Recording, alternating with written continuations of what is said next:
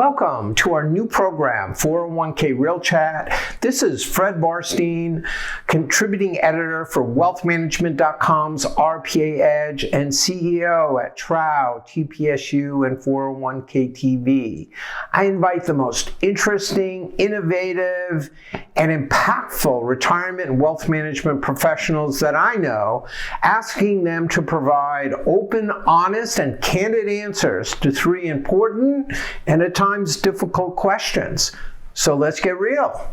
Our guest today is Jamie Hopkins, who is a managing director of wealth solutions at Carson Group, as well as their director of retirement research and formerly director of retirement research at the American College. And along with being a CFP, Jamie is also a recovering attorney. So actually practicing, but I guess recovering now on that. So welcome to 401k Real Chat. Jamie, thanks for being here. Fred, thanks for having me on. And yeah, trying to recover from being an attorney, but luckily I'm not in court or, having to do any of that anymore. But funny enough on that one, we had a new attorney start with us at Carson a couple weeks ago. And, he was working on a contract and I was like, well, at least you don't have to read mine. And he goes, what, you write contracts? I was like, I did for a while, but you're lucky you don't have to edit any of those. So Right. Oh, that is good. So we like to ask three questions. And our first question for Jamie today is why wealth advisors are not interested or more interested in the 401k market. And do you think that's going to change in the future?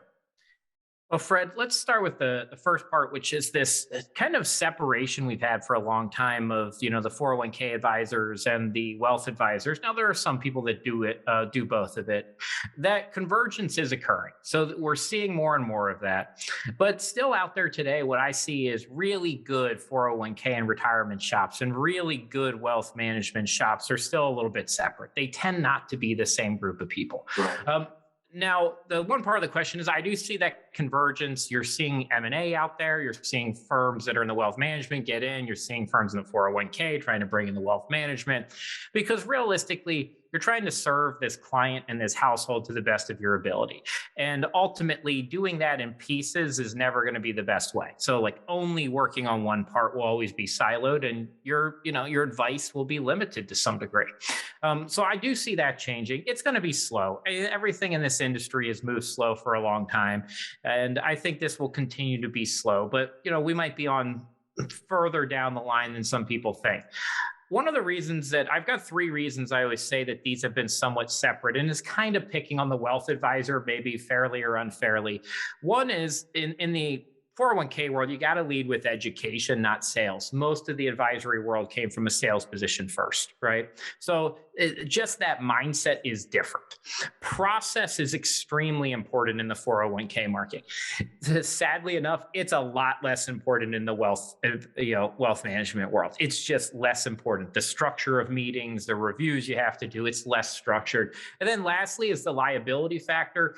Not that even when we talk about fiduciaries, yes, there are fiduciary standards that apply, but I know there are actually different fiduciary standards as much as we want to talk about it. And the ERISA fiduciary standard is a very buttoned up one. It's probably the clearest one, maybe outside of maybe trust law that we have. So because of that, there's always been this kind of, well, do I really want to get into that and take on the liability? So it's kept things separate. The walls are coming down a little bit. People realize to deal with the client, they've got to be able to cover both sides. So we're going to continue to see firms and industries and the advisors come closer together there. So the question is retirement income, which is, I know, near and dear to your heart. Is it better, or how does the role of having in-plan where people start to prepare for retirement, invest in retirement income products in DC, does that make sense? And what are the advantages and disadvantages of doing that in the plan versus outside? Fred, I think we could spend 13 days on this topic, but There's the attorney part of you. Yeah, we could go on this one for a long time. One of the things about this, I actually just got the privilege of interviewing Dr. Thaler a couple weeks ago, and we were talking exactly about this situation in relation to nudges. That we got pretty good nudges built into the savings and accumulation side, right? Getting plans set up, automatic enrollment, escalation, a bunch of other things, even target date funds. We do not today have great nudges leaving plans, going retirement income, distribution, spend down.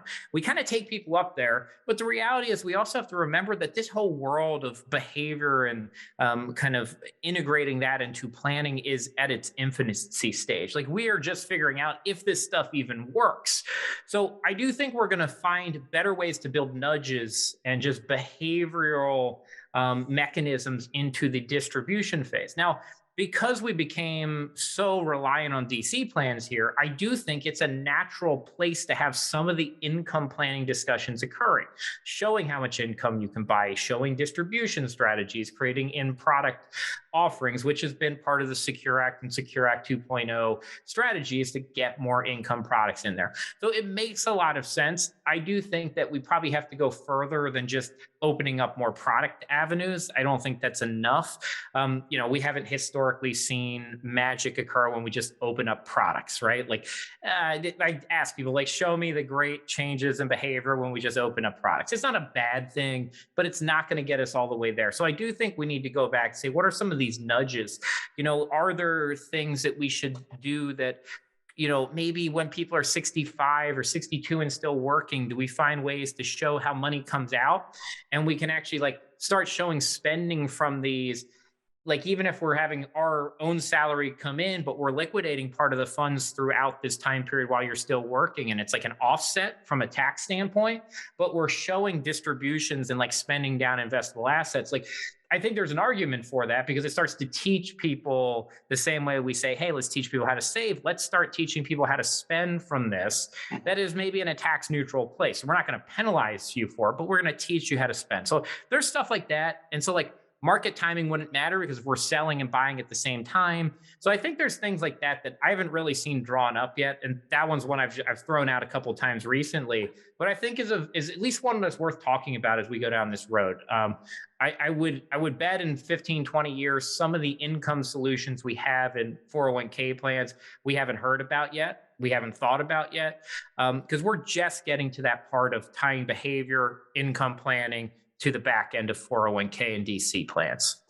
Yeah, I think I work a lot with Professor Bernarzi, who partners with Professor Thaler. And the magic of the auto plan, the accumulation, was we didn't need engagement. We just did it for them. I think Professor Bernarzi, who's focused now on retirement income, says we do need engagement. We can't just do it and make assumptions. We need some, which is a challenge. So final question. Do you think that the Department of Labor 2020-02 prohibited transaction exemption making rollover recommendations of Fiduciary Act will have a major impact on wealth advisors that do IRA rollover business? Yeah, well, you made fun of me for being an attorney to start off, so I've got to close out with the most attorney answer, and it's kind of the yes and no. It depends.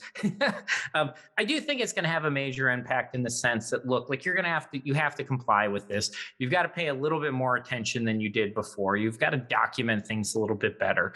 However, I would go to the other side. I just don't see the advisor behavior changing substantially because of this. I just don't see it occurring. I think that they're going to do a little bit more work to get to basically the same outcomes they were going to get to before. That's my expectation here. We'll see a couple lawsuits. We'll see some people not really doing the work. But I think in mass, I don't expect this to be a major overhaul. I don't expect to see behavior change dramatically. I think people are going to cross the T's and dot the I's to get to the same outcome that they knew they wanted to do before. It's just more paperwork and documentation. Now, maybe that's too cynical, but that's been a lot of these rule changes in the past, right? And maybe long run, because we have to be more transparent, you might kind of feel a little bit more uneasy about doing some things that you're okay doing before. We've seen that with fee disclosures, right? Like fee disclosures overnight don't change the landscape. But if you have to put them out there long enough, sometimes you get a little uneasy putting really high fees out there. So that might happen here, but I don't see it as this massive overhaul. I've been pretty critical. I think all of the stuff the last round kind of fell a little bit short of going the distance that I thought consumers would have benefited from and adding clarity. I think we added more confusion out there than clarity through the last couple years of rulemaking. And, both DOL, SEC, I think both could have done a better job of kind of, just adding more understanding if you're a consumer and you look at this and say, what is really going on? I don't think that got any clearer in the last 5 years. So, I mean, as part of the management of Carson Group, are you making any major changes, any recommendations to your advisors on how they should adjust their behavior? So I'd say one thing is we actually put a lot of this in place when we thought the original DOL rule was going in place. And so we've been operating under that for a long time. I know that there's, I have some forum aspects. There are slight differences even from that to this. And so we did make some of those changes. I think the biggest thing though for us has just been focusing on the training of it for younger advisors coming in, that even some things like, going through the process, like sometimes it's not the best thing to do a rollover. Right. Now, for a place like Carson, we benefit from some other structural things, like we manage 401ks, right? We can help set them up. We use Pantera. You can work on it on that side. You can work on it on this side. Whereas, I think some firms, they're more striving for that. Oh, we've always got to get the assets. So the rollover is always the answer. Well, we'll work on fee only plans too. And so sometimes it's better for somebody to leave that over at their 401k or in a TSP. And we'll do a $3,000 plan for them instead. And I think having that arrangement of options is really important. And I get into this argument a lot with people. Like Kitsy's and I disagree a little bit on this. I think the future of the wealth management business is where you have an arrangement of offerings where, like, if somebody comes in and their 401k is the best place to leave the assets, but you can still help them, work with them on an hourly or fee only, have the ability to manage AUM, have the ability to work on the 401k. Yes, conflicts still exist, but if I can work with you in whatever way best suits you, I think there's a lot of benefits to that. So we've tried to build our system at Carson around that. Again, I think every system has some conflicts. So, we disclose some, and, even AUM has its own conflicts too.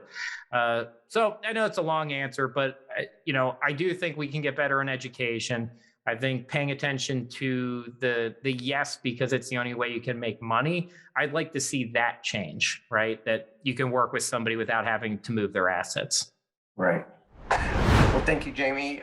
Those are all the questions I have for today. Thanks for your honest, open, and candid answers.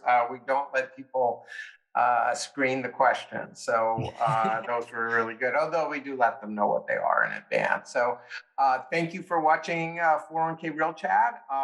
Let us know if there's any other guests that you think we should have on the program, but very much appreciate your time today, Jamie.